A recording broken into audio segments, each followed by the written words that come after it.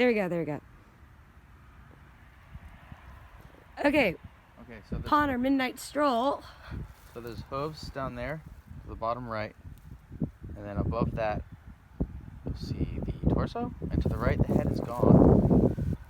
To the left of the head and above the hooves, looks like a wing. Those are definitely kidneys. That's some kind of organ, yes. Rib Cage, and down there another hoof. What the fuck is that? But it looks like a turtle slash alligator slash bird slash. Oh my god, that is like a fucking. What is that thing? I don't know. It's a carcass. And there's fish eating it. Oh my Pretty god. crazy looking. Oh, look. There's a fish right there. Just hanging out inside of it. Where? Right there. Oh, above the under the kidney thing.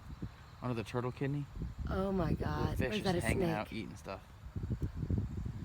That could be a snake. No, it's a fish. What the fuck is that, Lee? I don't know. Can we get your car and put the headlights on? No. Come back. I'm curious. We can't. This is the most we'll see. That is so. It's a deer with a wing. It's a deer with a wing. Yeah, but how does a deer with a wing and no head end up in the